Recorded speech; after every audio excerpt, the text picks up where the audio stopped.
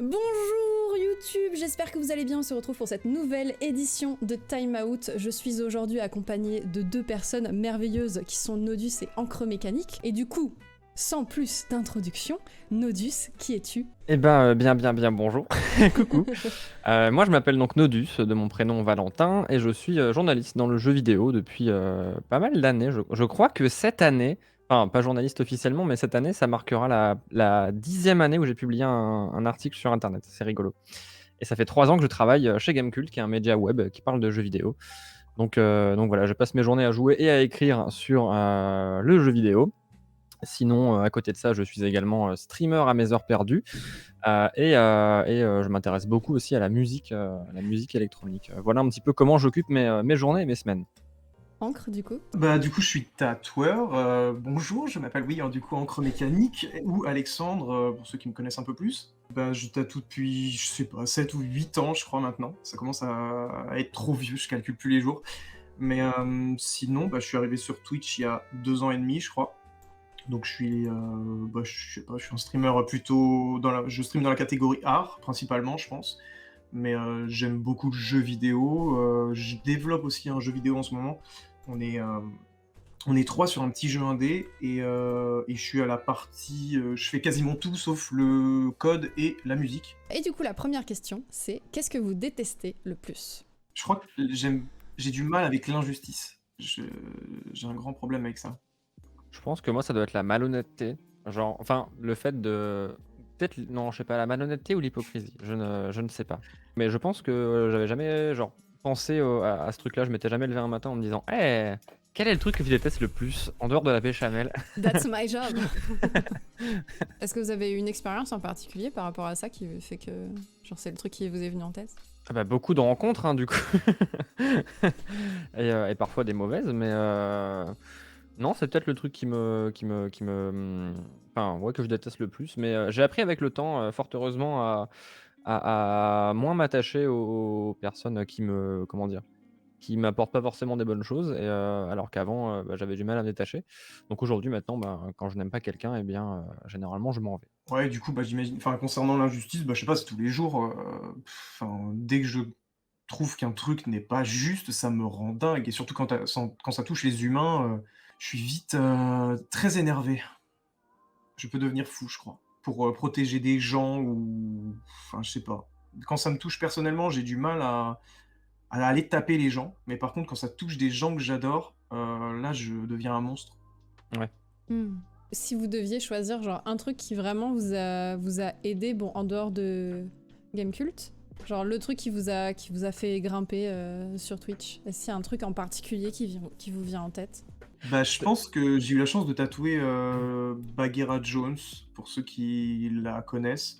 Et le fait qu'elle me raide régulièrement, ça a fait que chez elle, je pense qu'il y avait des gens qui sont assez visibles sur Twitch, qui m'ont vu aussi. Petit à petit, j'ai eu de plus en plus de raids, des gens moins connus aussi, en fait. Tous les raids, la commu art aussi, je pense qu'elle permet, alors pas de Mmh. grandir énormément parce qu'il y a personne et tout le monde s'en fiche un peu, mais par contre, il y a une espèce d'entraide que j'ai l'impression de pas retrouver ailleurs, en fait, dans le bon, peut-être parce qu'il y a trop d'offres, il y a trop de monde, tout c'est compliqué, mais par contre, dans l'art, selon le créneau horaire à laquelle tu streams, et à chaque fois, c'est les 10 mêmes personnes qui streament. Alors, si Mmh. tu te réduis aux personnes francophones, on se connaît quasiment tous, en fait.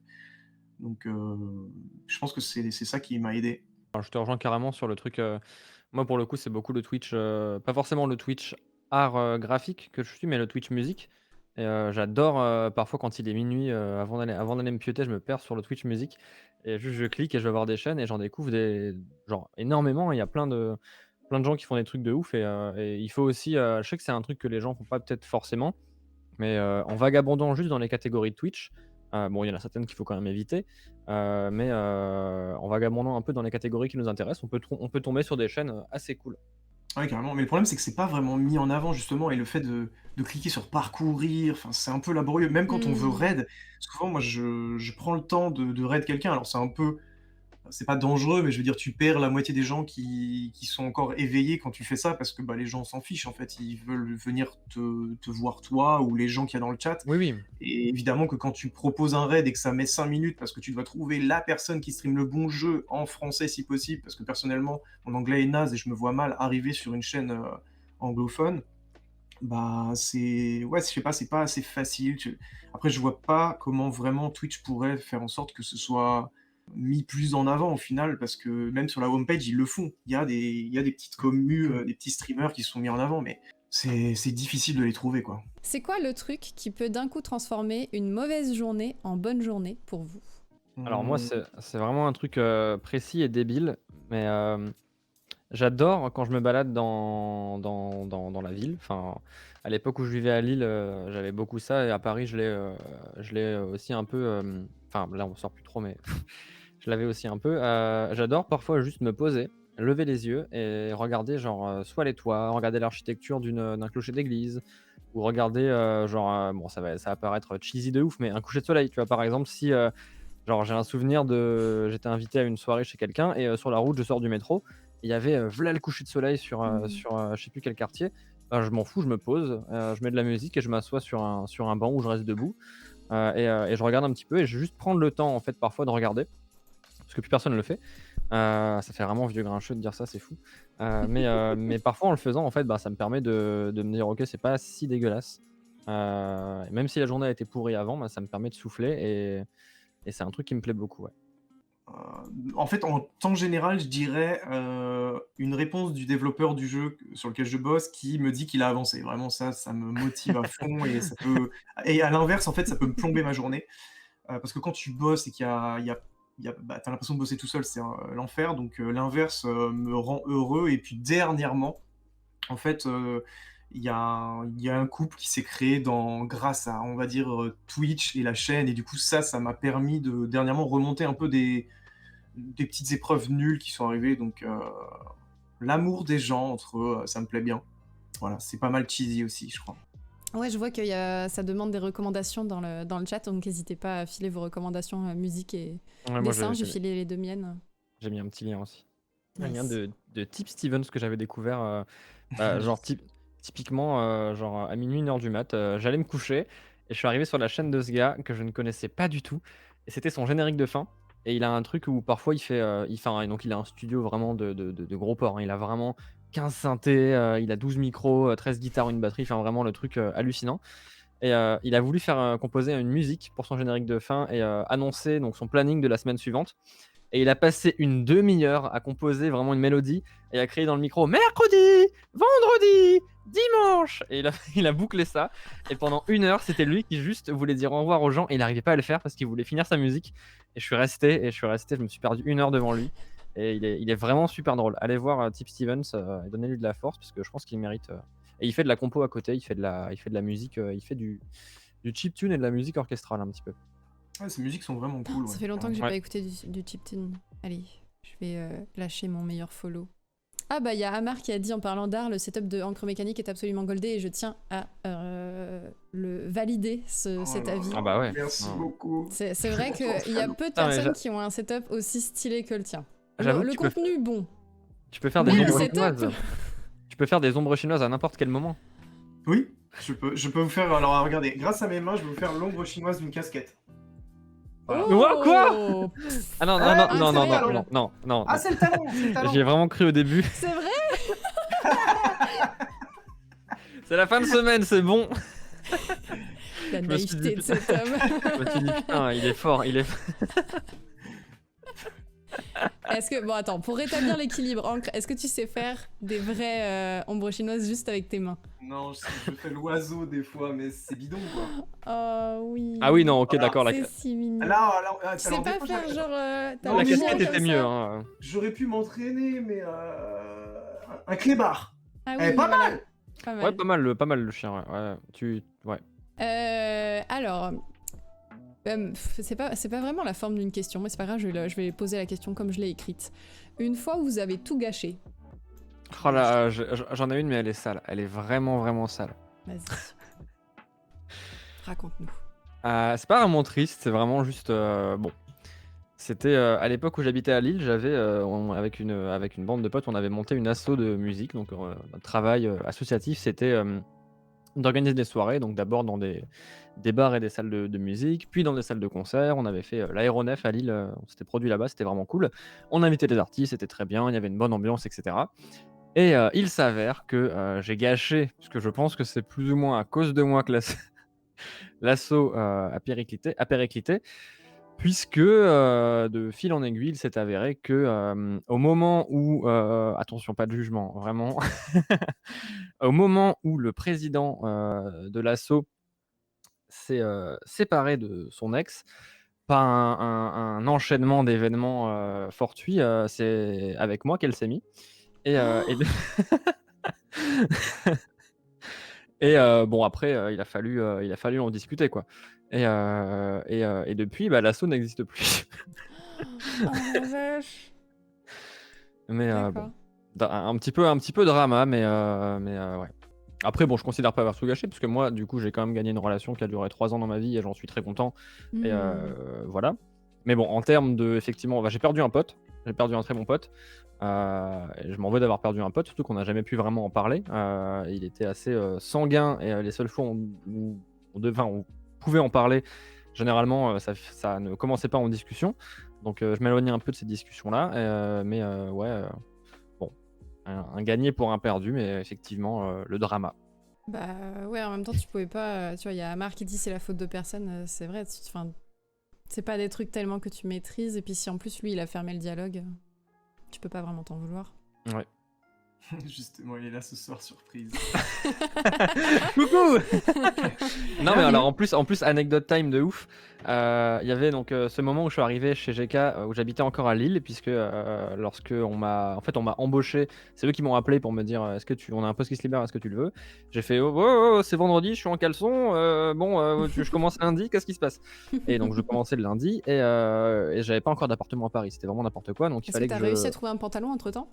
j'ai trouvé un pantalon pour Ah. commencer mon premier jour, heureusement, mais donc il y avait un moment où j'habitais à Lille et je taffais tous les jours à Paris et pendant 2 mois, c'est, la boîte qui payait la moitié de l'abonnement de train qui coûtait quand même 700 € par mois, en plus de mon loyer, donc voilà et dans le train, il s'avère qu'à un moment, j'ai croisé ce gars Ah merde. et je l'avais pas reconnu. Par contre, lui m'avait reconnu et en fait, il était sur le siège derrière moi. Vraiment, imaginez la probabilité que sur un TGV, donc il y a genre 17-18 voitures, je me retrouve dans la même voiture que ce gars, qui en plus était assis sur le siège derrière moi et moi je suis arrivé le matin avec vraiment la tête dans le cul, j'avais pas bu mon café, j'étais vraiment, voilà, je me suis assis, enfin je me suis assis sur le siège et vraiment j'ai, dormi et lui qui m'avait vu et qui genre mettait des coups dans le siège pendant genre toute la durée du trajet, je me suis dit: «Putain mais il y a un enfant derrière ou qu'est-ce qui se passe?» Et après en me levant, j'ai reconnu sa tête et donc fatalement, il y a un moment où, bah, lui était assis et moi je devais passer pour, bah, aller à la porte de la voiture du train et sortir et il m'a mis v'là le chassé avec son pied, genre vraiment, il a voulu me mettre un croche-pied mais il l'a raté Quoi? et du coup, Mais quel enfant?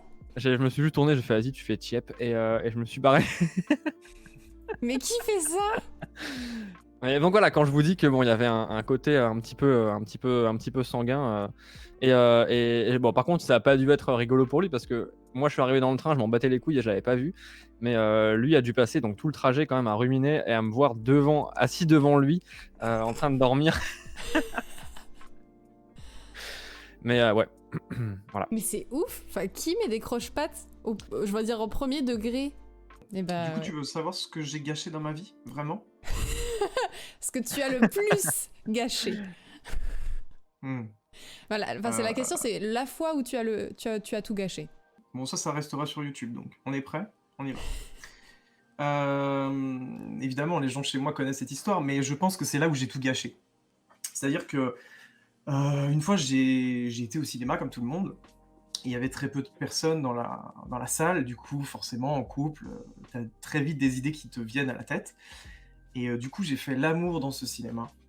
Sauf que au moment, voilà, ça y est, les gens spoil dans le chat, mais j'ai dû bien éjaculer à un moment, je savais pas où, et fort heureusement, j'avais acheté du popcorn. Du coup, voilà, je pense que j'ai tout gâché le popcorn, malheureusement. Ah ouais, ah oui. J'espère que cette histoire te plaît, Fanny. Voilà. C'est la C'est la fois où seule t'as fois où tout j'ai gâché. gâché quelque. Oui, C'est c'est la la seule fois où fois où j'ai. t'as gâché Oui. quelque chose. Euh, Sinon, j'ai rien gâché. Est-ce Tout, qu'il tout est bien dans il ma restait vie. du popcorn du coup dans le paquet ou? C'était la fin. Ah, heureusement. Mais Parce que... voilà. Non, du coup, j'ai pas tout. Alors, j'ai tout gâché, mais dans moindre mesure. Voilà. Bah, j'ai plus de Ouais, joker, donc ouais. je. Ah bah Ouais, là, t'es ouais, oui, ouais. oui, Je suis en là, roue libre. C'est la roue libre. là, t'es obligé. Ah oui, bah oui. Bah. Non, gâché, je sais pas. Je crois que. Non, j'ai pas gâché grand-chose. Et je regrette pas trop le passé, en fait. Bah, c'est pas Voilà. forcément regretter, hein. Tu peux de temps en temps faire de la merde sans forcément Hum. regretter. Je sais pas. Non, mais il y a une fois où j'ai fait du mal à quelqu'un et je m'en veux après coup. 10 ans après, je me dis, enfin, j'ai fait semblant de sortir avec quelqu'un et ça, c'est vraiment horrible. Et j'étais un gamin et voilà, j'ai voulu faire l'intéressant devant la classe et c'est. Du coup, je sais pas si j'ai gâché quelque chose, mais en tout cas, j'ai fait vraiment du mal à quelqu'un et je trouve ça horrible. Mais C'est quand la dernière fois que vous avez eu le cœur brisé? Bah, moi, je crois que c'était le décès de mon papa. Il y a 1 an et demi déjà. Pas vraiment brisé, mais c'était l'impression qu'on t'arrache un bout de ton corps, on t'arrache un bout de ton cœur. Tu l'impression de enfin, même quand j'y repense, aujourd'hui, tout le temps, tu l'impression qu'on t'a retiré un bras, tu vois? Qu'on t'a retiré un truc et que tu pourras jamais récupérer ce truc. Tu pourras jamais peu importe ce que tu fais de ta vie, peu importe, tu peux retourner des montagnes, tu pourras jamais retrouver ce truc-là et ça, je pense que c'est ouais, c'est le pire truc. il y a plein de trucs qui ont fait que enfin, j'aurais pu répondre une rupture amoureuse ou des choses comme ça, mais en fait, quand j'étais gamin, bah, j'habitais dans un village où il y avait quasiment personne. Du coup, j'allais à l'école avec une seule personne de ce village, donc forcément, c'était mon meilleur pote un petit peu de manière forcée en fait. J'étais proche de lui et il y avait que lui. Et en fait, il a eu un cancer généralisé à l'âge de 6 ans. Et ce qui fait que ouais, c'était vraiment violent. Et en fait, j'étais gamin, je comprenais rien. Et c'est ça qui a été vraiment dramatique, c'est que en fait, bah, je l'ai vu, tout d'abord avec un bonnet, en fait, pour, cacher le fait qu'il faisait des chimios et il y a des images, vraiment dures qui me sont restées comme, des enfants qui jouaient avec son bonnet, en fait. Enfin, en fait, on était en CP et il y avait des CM2 qui s'amusaient à prendre son bonnet et se le jeter, en fait et lui, il était plus petit forcément à cet âge-là. Bon, bah, entre des CP et des CM2, on a souvent une différence de taille énorme et en fait, j'ai appris petit à petit en fait, je jouais, au foot avec lui, je faisais plein de choses et du coup, moi, je pensais que quand il me parlait de faire des tests, pour moi, c'était, qu'il allait réussir dans le foot, en fait. C'est un peu le rêve quand on est un enfant, quoi et en fait, du coup, bon, bah, voilà, il faisait des tests, c'était plus, il faisait des chimios, des tests pour savoir si ça allait aller ou pas et ça a été très vite en fait, à partir du moment où ça a commencé, en 6 mois, c'était terminé. Donc, il est décédé alors qu'on était en CP et donc j'ai un peu grandi, bah, seul parce que, bah, il y avait plus personne dans le village et enfin, j'avais des voisins, mais ils étaient pas dans ma classe, en fait et le truc, c'est qu'en fait, ce qui m'a vraiment fait mal et brisé le cœur, c'est que, sur le coup, bah, je savais pas, je pensais qu'il avait déménagé, il était parti, je comprenais rien, donc ça m'a pas fait mal. Mais par contre, c'était, une fois arrivé à 10, 11 ans, je sais plus, bah, j'ai commencé à comprendre, en fait, parce que le puzzle se reconstituait. Le cancer, c'était quelque chose qui existait, alors que quand j'avais 6 ans, c'était un mot, en fait, je comprenais rien et donc bah, en fait, je me suis rendu compte que mes parents m'avaient pas dit qu'il était, décédé et c'est compliqué. Parce que tout te revient, parce que, tu commences à voir des gens qui meurent justement, alors qu'avant la mort, quand on est Ouais, c'est un enfant, abstrait, hein. Ouais, c'est un ouais, truc, c'est ça. c'est lointain, tu vois? C'est genre ouais, ouais. Ouais, donc bah, petit à petit, je crois qu'il y avait quand même des spots publicitaires sur le cancer, des choses qui m'ont fait penser à ça. Par exemple, voir des gens, sans cheveux ou Mmh. des choses comme ça et en fait, bah, j'ai passé mon adolescence à essayer de comprendre ce qui s'était vraiment passé. J'ai passé des moments horribles à demander à des potes de venir avec moi, heu, visiter des cimetières carrément parce que je voulais savoir où il était, en fait et j'ai jamais trouvé. Donc voilà. Un enfant, je pense qu'il est prêt à comprendre plein de trucs, mais Mmh. le fait que pendant 5 ans, tu as l'impression que quelqu'un existe encore, que Ouais. peut-être il repassera à l'endroit de je sais pas, rien que venir me voir en fait, je sais pas, ou prendre des nouvelles, bah, en fait, quand j'ai compris que ça n'arriverait jamais, c'était vraiment dur en fait. Mmh. Si vous deviez vous dire merci à vous-même, ce serait pourquoi?